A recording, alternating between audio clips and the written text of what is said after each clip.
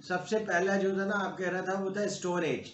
Stone age में आपने fire इजाद किया, लीवर का प्रिंसिपल इजाद किया, वो जो आपने पढ़ा भी होगा 9-10 की फिजिक्स में, कि लीवर से आप कैसे कम फोर्स के साथ ज़्यादा वेट को उठा सकते हैं। तो लीवर का प्रिंसिपल किया। फिर लैंग्वेजेस लेवल ज़ीरो के दौरान, जो लेवल ज़ीरो कह रहा था, उसमें बने। फिर ट्रांसपोर्टेशन आई इस तरह से कि लोग जो है वो स्लेज वगैरह यूज़ करते थे, यानी उसको खींच करके घोड़े या गधे ले जाते थे। और स्टोन के वेपन्स थे जिससे वो जानवरों का शिकार करते थे। उस ज़माने में एवरेज एज 28-29 साल होती थी, क्योंकि जानवर उन्हें शिकार कर लेते थे, बीमारियां हो जाती थी, तो इतनी एज में लोग मर जाते थे। दूसरा जो था वो ब्रॉन्ज एज था। ब्रॉन्ज एज कहलाता है, वो 4000 BC से लेके 1200 BC तक का है, जिसके अंदर आपने व्हील ईजाद किया, लिखना ईजाद किया, एग्रीकल्चर करना शुरू किया, नोमैडिक एग्रीकल्चर, जो पुराने तर्ज की एग्रीकल्चर है, जैसे प्लॉ और बुल यूज़ करते हैं। और फिर हॉर्सेस पे बैठना शुरू कर दिया, कार्ड्स बना लिया आपने, ये जो गधा गाड़ी और घोड़ा गाड़ी वगैरह। फिर उसके अलावा ऐसे भी आपने तीर बना लिए जिसके नोक के ऊपर मेटल होता था, तो वो ज़्यादा इफ़ेक्टिव होते थे। और एरोज बना लिए, लेदर के आर्मर बना लिया आपने, मुख्तलिफ़ किस्म के लेदर के ऐसे चीज़ें बना ली जो कि आप जंग में इस्तेमाल करते थे। फिर उसके बाद आयरन एज आया, दैट इज़ लेवल 2। वो भी 1200 BC से 500 सेंचुरी तक है, यानी BC से निकल के आगे आ गए आप। उसमें आप की स्टोन आर्क के आप जो है वो तीर ऐसे बनाते थे कि जिसके अंदर पत्थर लगे होते थे। हॉर्स के ऊपर आपने सैडल रखना सीख लिया। पहले हॉर्स पे आप वैसे ही सवारी करते थे, अब हॉर्स के ऊपर जो कपड़ा है या वो जो रखा होता है, क्या कहते हैं उर्दू में, वो सैडल रखना शुरू कर दिया आपने। फिर सी गोइंग, आपने छोटे छोटे जहाज़ बनाने शुरू कर दिए उस ज़माने में। और थोड़े से आपने आर्मर के ज़्यादा बनाने शुरू कर ले। और अर्ली केमिस्ट्री भी, सबसे पहले केमिस्ट्री पे ज़्यादा काम हुआ। उसके बाद जो आपका लेवल 3 था वो मेडिवियल पीरियड कहलाता है। मेडिवियल पेपर पीरियड बेसिकली मुसलमानों का एरा है, और उसके अंदर जो है वो स्टील वेपन्स, मैथमेटिक्स, ज़ीरो ईजाद किया मुसलमानों ने। और फिर सैडल के ऊपर जो है वो पैर रखने के लिए जो होता है वो भी उसके साथ लगा लिया उन्होंने। सेलिंग शिप्स बनाए मुसलमानों के, जो दूसरी जगहों पे जो फौज कशी करने में सबसे बड़ी कामयाबी थी, वो सेलिंग शिप्स की वजह से थी। और ये एक जर्नल बात है कि कोई भी दुनिया की जो सुपर पावर होती है वो सेलिंग शिप्स की वजह से होती है, जिनकी नेवी स्ट्रांग होती है। उस ज़माने में मुसलमानों की नेवी स्ट्रांग थी। आपको पता है तारिक बिन ज़ियाद ने स्पेन फतह किया था, तो बाई सी किया था वहाँ पे। ठीक है, क्रॉस बोज बना लिए, जो ये क्या कहते हैं, तीर के जो डिफरेंट तरीके होते हैं। ठीक है, तो ये सारी चीज़ें उन्होंने कर ली। फिर लेवल 4 रिनेजेंस है।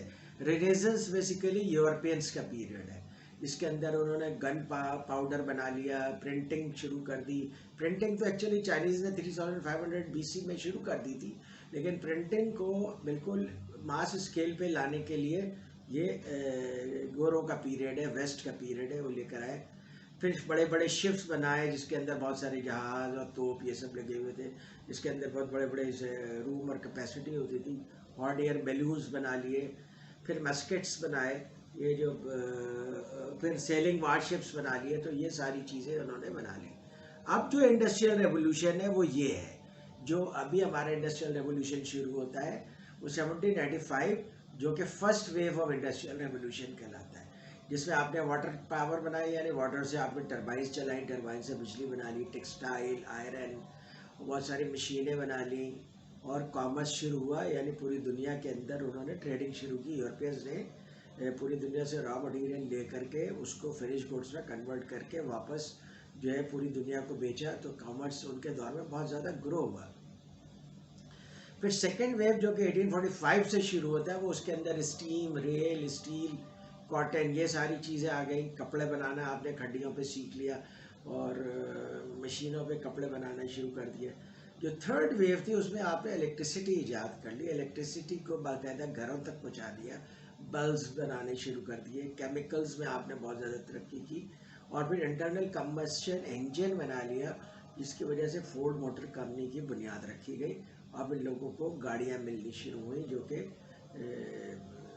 पेट्रोल से चलती थी। फिर उसके बाद पेट्रोकेमिकल्स में बहुत बड़ी ग्रोथ हुई, जिसके अंदर बहुत सारे केमिकल्स आए, लुब्रिकेंट्स आए, और तरह तरह के ऑर्गेनिक इनऑर्गेनिक केमिकल्स डेवलप हुआ। इलेक्ट्रॉनिक्स का दौर आया, एरोस्पेस का दौर आया, जहाज़ बना लिया आपने, जहाज़ में रिफाइनमेंट की और बहुत अच्छे और बड़े जहाज़ और रिलायबल जहाज़ बनाना शुरू कर दिया आपने। फिर जो फिफ्थ वेव था that was basically digital network का वेव था। उसमें हार्डवेयर, सॉफ्टवेयर, ईमेल, उसके बाद सोशल मीडिया और बायोटेक्नोलॉजी, ये सब चीज़ें आ गई। अब जो कह रहे हैं ये सिक्स्थ वेव है। Sixth wave basically is the extension of human brain with computer, यानी कंप्यूटर और ह्यूमन ब्रेन को ये कंबाइन करने की कोशिश कर रहे हैं आर्टिफिशियल इंटेलिजेंस के ज़रिए। और ये जो गूगल आप लोगों की ट्रैकिंग करता है, आपका डॉपलगैंगर बनाता है, डिजिटल डॉपलगैंगर बनाता है, यानी आप जो कुछ भी ख़रीदते हैं, जहाँ कहीं भी आप जाके चाय पीते हैं, खाना खाते हैं, या जितने भी सोशल एक्टिविटीज़ करते हैं, उन सब को गूगल रिकॉर्ड कर रहा होता है आपकी लोकेशन सर्विस के ज़रिए। तो आपकी पूरी पर्सनैलिटी अब कंप्यूटर के अंदर है। अब आपकी उस पर्सनैलिटी की वजह से ये डेटा एनालिटिक्स की जा सकती है कि आप फ्यूचर में क्या क्या चीज़ें खरीदेंगे, कौन से ब्रांड्स खरीदेंगे। तो ये बेसिकली अब कंप्यूटर ह्यूमंस को ऑब्जर्व करके, डाटा जमा करके ह्यूमंस के बारे में डिसीजन कर रहा है, और ह्यूमंस कंप्यूटर से डिसीजन के लिए डाटा एनालिटिक्स कर रहे हैं। फिर रोबोटिक्स भी आ गया इस दौर में, डिजिटलाइजेशन हो गई, सारी चीज़ें आपको मतलब डिजिटल हो गई हैं, बिजनेसेस भी डिजिटल हो गए। और फिर अब जो क्वेश्चन बना है कि भाई सस्टेनेबल डेवलपमेंट होनी चाहिए, कि इन्वायरमेंट भी महफूज रहे आपका, और आपकी सोशल वैल्यूज़ भी महफूज रहे, सोसाइटी भी महफूज रहे, ये सब सस्टेनेबल रहे, ताकि अगली जनरेशन को आप रिसोर्सेज दे सकें कि अगली जनरेशन भी सर्वाइव कर सके। तो ये एक ब्रीफ जो है शुरू से लेकर के आज तक जो इंडस्ट्रियल रेवोल्यूशन है उसका ये ब्रीफ है। आई होप कि ये आपको कुछ समझ में आया होगा। तो अगर आप स्टोन एज पे हैं या इंडस्ट्रियल रेवोल्यूशन के शुरू में हैं, तो फिर ज़ाहिर है डोंट एक्सपेक्ट कि जो फिफ्थ या सिक्स वेव पे काम कर रहे हैं हम उनके कहीं करीब में भी होंगे। आप देखें कि उनके अमेरिका के पास, जापान के पास सप्लाई चेन के मिरेकल्स हैं। Walmart is a miracle. आप देखेंगे जो Amazon is a miracle, 7-Eleven is a miracle. यानी उस तरीके से सप्लाई चेन को उन्होंने लाइन किया हुआ है from all over the world. और फिर एप्पल भी आप देखिए, उसका सारा सप्लाई चेन पूरी दुनिया से अलाइंड है। ऑटोमोटिव को देखिए, उनका सारा सप्लाई चेन पूरी दुनिया से अलाइंड है। ना सिर्फ सप्लायर्स ले रहे हैं पूरी दुनिया से, बल्कि अपने प्रोडक्ट्स भी पूरी दुनिया को बेच रहे हैं। तो उस लेवल तक पहुंचने के लिए तो हमें बहुत ज़्यादा हार्ड वर्क करने की ज़रूरत है। तो उस लेवल पे शायद हम अगले 50 साल में पहुंच सकें। और ये ग्रोथ जो होती है ना, आप बच्चे से लड़के बनते हैं, लड़के से जवान होते हैं, फिर बूढ़े होते हैं। आप बच्चे से डायरेक्ट बूढ़े नहीं हो सकते। तो ग्रोथ के इन फेजेस से आपको गुजरना होगा।